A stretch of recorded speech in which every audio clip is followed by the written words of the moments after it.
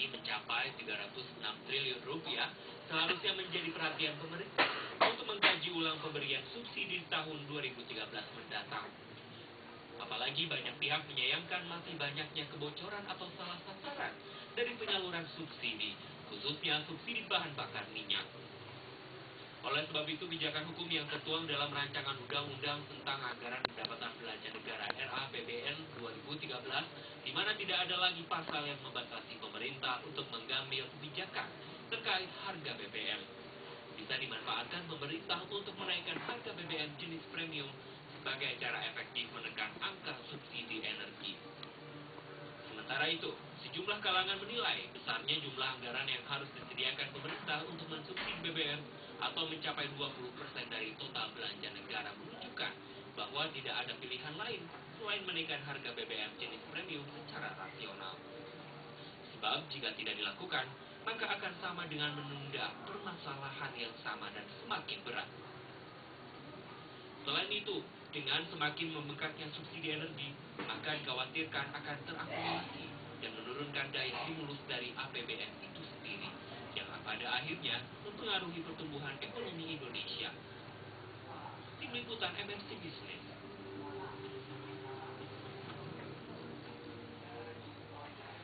Baik, pemirsa, untuk membahas mengenai potensi dinaikannya BBM bersubsidi di tahun 2013, pagi ini sudah hadir Bapak Ibrahim Hakim, pengamat ekonomi politik. Selamat pagi. Selamat pagi, Mbak dan Mas. Ya, bicara soal BBM nih Pak, ini kan seperti ngomong dari tahun ke tahun begitu ya. Tahun ini kita sudah kelebihan kuota dan di tahun depan sebenarnya ditambah kuotanya. Nah, apakah memang kebijakan yang diambil pemerintah ini cenderung populis sehingga sebenarnya takut ya untuk masuk ke ranah untuk menaikkan harga BBM ini? Ya, ini ada dua soal ya. Pertama soal volume, yang kedua soal uangnya ya. Kalau volume memang itu diketahui ya, kebutuhan energi kita bertambah memang ya. Apa boleh buat ya, sekarang masih banyak tergantung pada minyak. Jadi minyak ikut naik.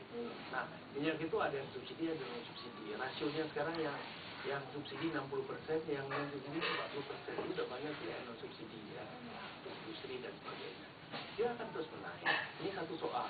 Jadi kalau ada tambahan tadi 44 jadi 46, ya barangkali juga ini dalam rangka melihat pertumbuhan ini. Kalau kita lihat kebutuhan energi dan kebutuhan itu memang sekarang tidak sama ya. Jadi ada upaya penekanan yang memang ya 46, kalau dibebaskan itu barangkali 48 atau malah 50 gitu. Jadi penekanan itu sendiri ada karena ada keterkaitan dengan yang nomor 2, uangnya itu kan, subsidinya yang besar. Kita tahu ya sekitar 20% sekarang dari anggaran kita ya. Sayang itu, sangat sayang.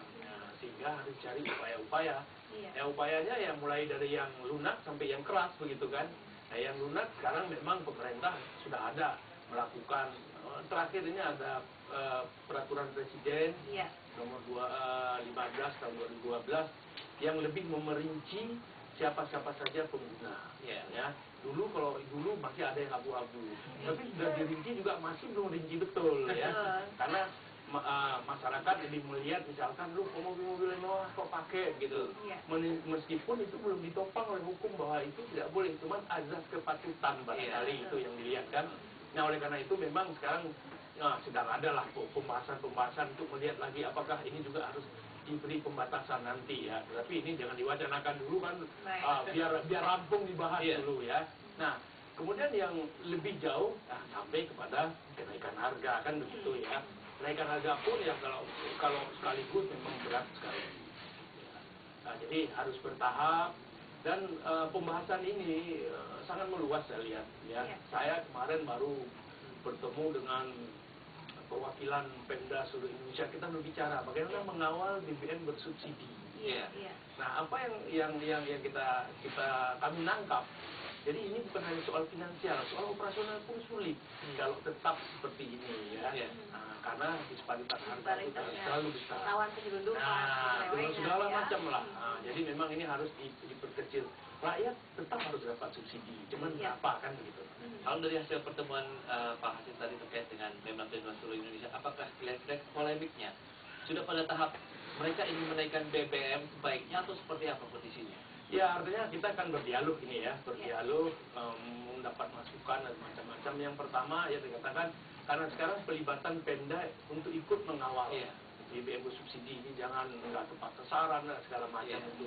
Dan kita melelahkan sekali ya. Nah, kalau seandainya ada upaya-upaya termasuk upaya menaikkan harga sedikit, disparitasnya menjadi lebih mengecil. Nah itu ada manfaat-manfaat lain yang juga daerah menunggu. Wah kalau ada penghematan seperti ini, barangkali kami juga kebagian untuk memperbaiki infrastruktur, entah apa lagi yang dari sana.